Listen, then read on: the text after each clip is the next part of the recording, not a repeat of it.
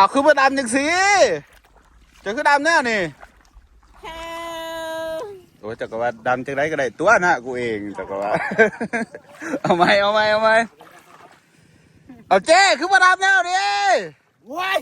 ดำจะได้ยาวหน้ากูหน้าแม่กูเลยนะเบิร์ดแถวบริเวณหน้าแม่กันแม่นสวะโอ้สมพรจะจังดำแน่นี่เนาะตายไปแล้ว3 ปี5 ปีนี่สมพรเนาะจังอย่าว่าจากดำจังไรก็ดำเนาะงูเข้าไปดำอยู่ฝุ่นแล้วพี่น้องเป็นว่าดำอยู่นี่แล้วพอได้สิผ้าค่อยขึ้นนี่หน้ากระแกนผ้าขึ้นกระซ่าพี่น้องกระเทินมาซอยแล้วก็ซอยมันเต็มที่จะมาทำขึ้นทำกวนจนหัวหูจะรำคาญแล้วโอ้โยจะสิมาซอยเฮ็ดหยังน่ะมันแกนกับเบิ่งในตีดิว่าโปมือจนแตกก็มันแกนยังได้ขอบใจเด้อที่มาซอยกันอุ้ยน้ำเสียงคือหลายเสียงแท้จะให้น้องเขามาซอยเขาเนาะมือดีคนหลายคักมวนคักเดี๋ยวจะมาพามาดูเด้อพี่น้องว่าผู้ใดแน่มาซอยมาถ่ายขีดตัวเสาคนเนาะหอบสวยมีคนมาเพิ่มหมักหลายๆครับมีแต่ผีมาซอย แม่นสวะเขาก็หน้าตาดีกว่าเจ้าอยู่ไหนเจ็บอยู่บ่เจ็บอยู่บ่อุ้ยตรงไหนคะเอาอะไรมาวัดคะเอาอะไรมาวัดปิ่นโตกระปนมาพี่น้องมาเบิ่งได้ผู้ไรเนี่ยมาซอยดำหน้าเจอมาลาเหมือนนี้ออกจากบาวซุกเนี่ยมียูทูบแบะหลายคนคักขนาดพี่น้องเลยจะเป็นคักขนาดสบายดีโอ้ยดำน้าไว้ซอยจมูนะเจ้าของบ่เฮ็ดปล่อยหยากินหัวมันผ่านก็ดำหน้าเจ้าของอันนี้เจซีเด้อพี่น้องหมู่ของเจอมาละเนาะผู้ใดจื้อได้แน่ผักโตได้เด้อผัก2ไอ้ที่2ซื้อไว้จังไรเกาะเจซีเลยค่ะ2พ่อเมียน้ำจ่าเจซีแชนแนลเจซีซื่อเจซีคนโกซื่อตายวู้เซ็กซี่เนาะอันเวลาหน้าแกนเขาดำจากไหนเกาะสูตรมาจากเจียมาเฮ็ดจะได้โอ้เฮ็ดได้ที่บ่เป็นตะเมื่อยกูเก่าเนาะเพราะว่าคือสิเมื่อยกูเก่าครับผู้ดำมันก็บ่ได้นะปัญหาแต่ว่าผู้เบิ่งอาจจะเจ็บเส้น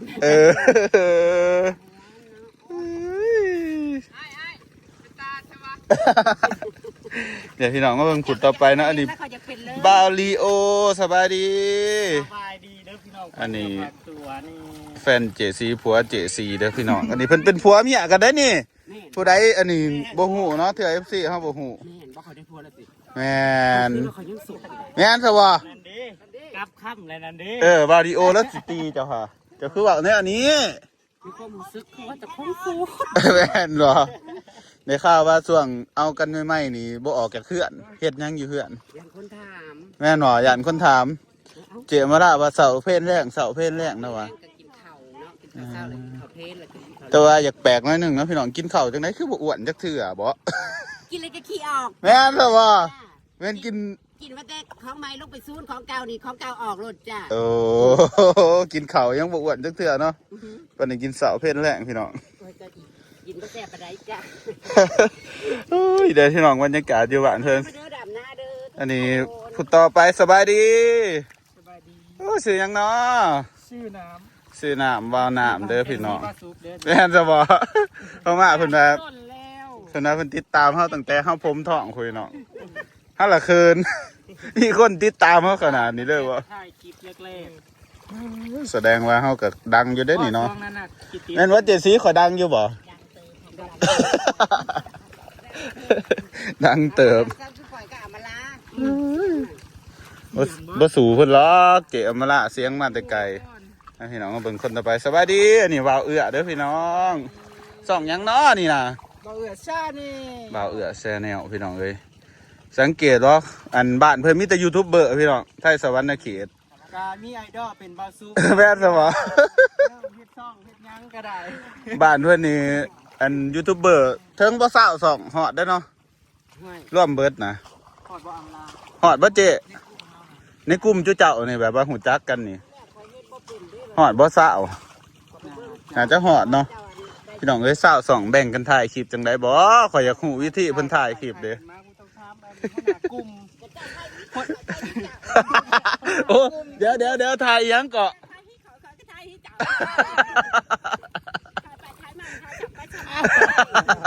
เป็นเวลาถ่ายเอา เป็นเสาเวียดเนาะ ถ่ายไปถ่ายมาสิบ่แบนว่าเฮ้ยถ่ายอันนั้นกันเฮ้ย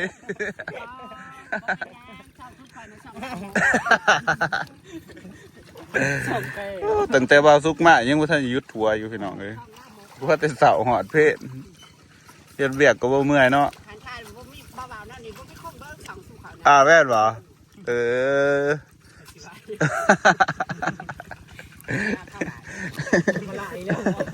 ธรรมดาว่าแหนไว้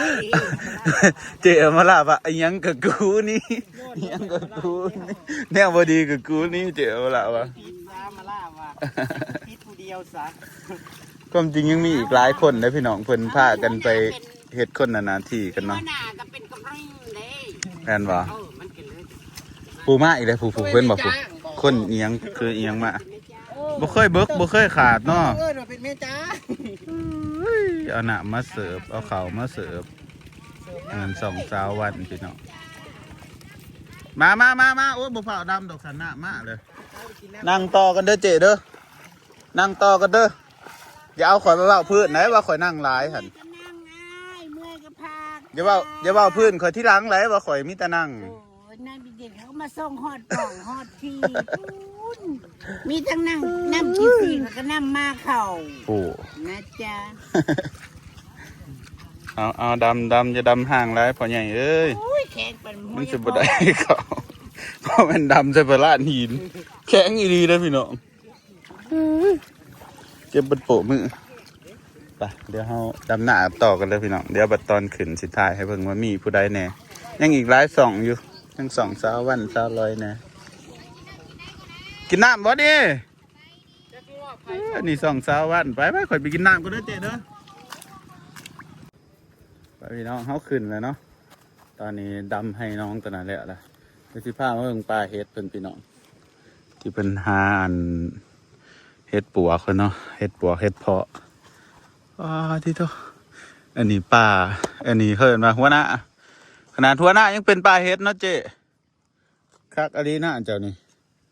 นี่ปลาเฮ็ดเพาะเพิ่นเลยนี่พี่น้องคักมีแต่ปลาเฮ็ดคักอันนี้นี่เฮ็ดเพาะบ่หลายปะโถบ่เจ๊ มันเผาแล้วนะพี่เจ้าว่านี่แหละเฮ็ดปวกออกนึงนี่ฮะ แม่นบ่ ถ้าพุ่มไม้นี่ เป็นตะม่วนขนาดเห็นเพิ่นถ่ายคลิปนะพี่น้องเพิ่นจีมเพิ่นว่าเพิ่นจีมเฮ็ดปลวกแถวนี้แหละหัวหน้าเพิ่นก็ม่วนแล้วออกมาแต่เฮือนไกลๆกับพ่อเฮ็ดแล้วพี่น้องเอ้ยเป็นว่าเฮือนอยู่หั่นเนาะจะสิซูมให้เพิ่นเฮือนอยู่หั่นเดี๋ยวบอนเฮือนลงมาหัวหน้าก็แบบเฮ็ดปลวกโลดก็พอมาหาอยู่พี่น้องเอ้ยมาจอบย่ามใดก็ได้สินะเรื่องห่วงแบบว่าสิมีคนมาเอาก่อนทุกวันเฮือนเฮาไก่เด้มาจะได้เฮาก็มาหอดก่อนนี่แหละเฮามาจอบได้สุญญามเดี๋ยวพามาเบิ่งเทียงที่เฮามาตอนนั้นเคยมาเนาะเทื่อหนึงบ่สุกมาตึกแฮกับเจมาละแต่โดนแหละแต่เข้ามาเล่นน้ำเพิ่นตอน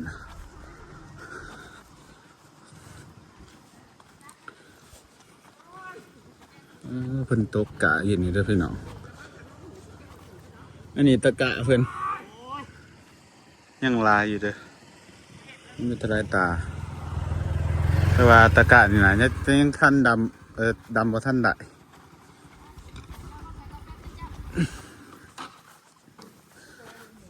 คนงานเขาจะเป็นลายเนาะสบายดีคลิปเก่าแม่นเรามาถ่ายต่อคลิปตัวนั้นเลยตกใจว่าคิวแมนฝ่าห้องบางหนึ่งนี่เอื้อมบอกเขาว่าฝ่าห้องแล้วบางหนึ่งนี่ตกใจเบิดโอ้ยคักเว้ยนี่มีอันนั้นน้ำพี่น้องมีบอลพักหลอนพักเย็นอีก น้ำมันก็บ่ โอ้ sorry sorry sorry มันลงไปโยดแล้วมันลงไปโยด เกือบเจ็ดสีปากแตกเพิ่งนึงดิอันนี้เที่ยงเพื่อนพี่น้องโอ้บรรยากาศเที่ยงหน้านี่คักขนาดคิดเห็นตอนยังหน่อย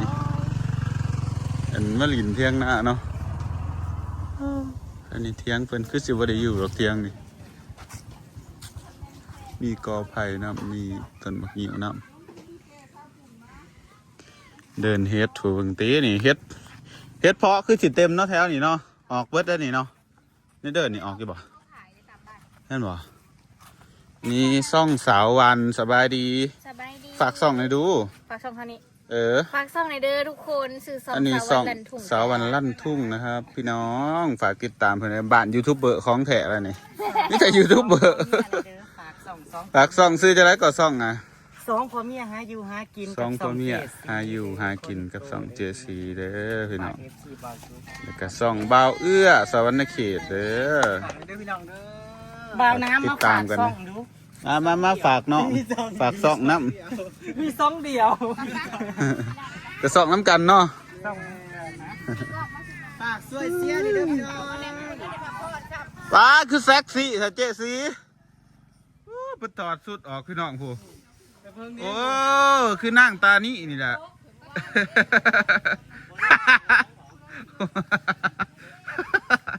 กูคนจีวะเดี๋ยวหาหลังโตหลังตนกันพี่น้องเตรียมตัวกินข้าวเพลนข้าวเที่ยงเนาะโอ้มีน้ำก๊อกพร้อมอีกมาดีแถวอยู่นี่นะ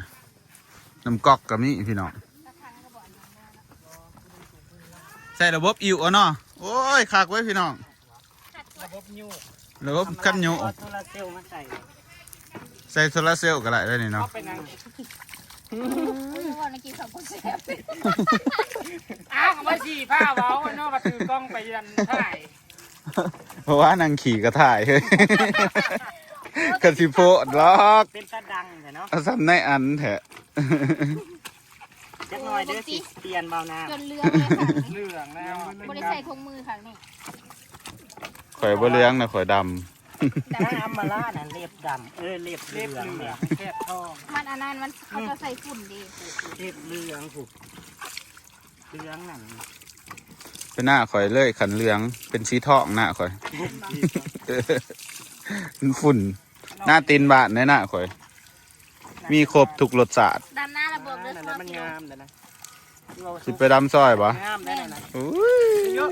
หน้าเจ้านะ วินมาฮือ ให้หนูล่างนี่ พวกนี้น่ะเล็บอยู่ละ แล้ว ทีวีอาจจะดูเด้อ ที่การวัสดุคนเนี่ย ไปดำหน้าบาทุกไปดำหมวน โอ้ยไปโลดม่วนหน้าข่อยนี่ม่วน จะสิหาย ตามมาละ บกเกินตัวหน้ามันให้ใหญ่หน้าข่อย หายใหญ่เด้อ อืม ไปหน้าเจ้ายังสู้ไป ทำเดินบานความมันใหญ่ หน้าเจ้ายังสู้หน้าคอย มื บ่ อละ ได้ ให้ดำมือละให้บอก มือละให้ประมาณมือละให้มันให้ใหญ่ ห เลย น้าคอยน่ะเฮกตาร์หนึงหายเดียวนะ ป้าดเอ็งกลัวหน้าข่อยตัวนี้ อาทิตย์หนึงในเกี่ยวบ่ฮอดคันบ่ทุกเลย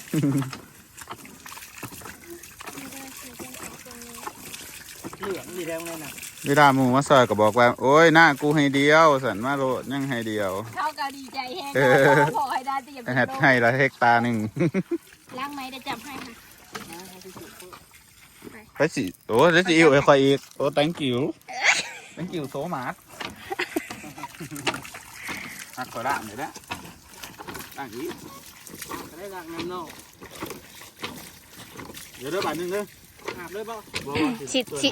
ว่าแต่ชิเต้นเต้นก่อนบาทหนึ่ง thank you พ่อละ เต้นก้อนบาทหนึงเต้นก้อนบาทหนึง นอนหน้ากับม่วนนั่นน่ะนี่ ใส่โทรศัพท์ มาบ่มือแรง นอน มาบ่มือแรงที่เทียงหลังนี่ ตุ๊กตี้ เย้ คอนเทนต์บ่นี่หันนี่เต็นมานอนอุ้ยฮ้อนเต็นน่ะ ไป thank you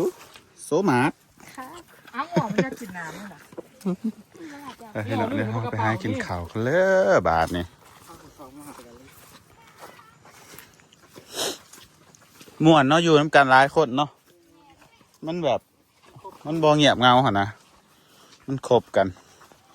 อยู่บ้านนี้คนมาหลายพี่น้องหมู่4-5 คนล่าสุดน้องอาโปไปกรุงเทพแล้วก็แห้งเงียบเข้าไปอีกมันขาด ขาดค้นไปเฮ้อเอาขึ้นไซส์กระไรทีเดียวขอที่นั่งนี่แหล้วไม่ต้องขักไปพี่น้องเจอกันใหม่คลิปหน้าเด้อเดี๋ยวเรากินข้าวกินน้ำกัน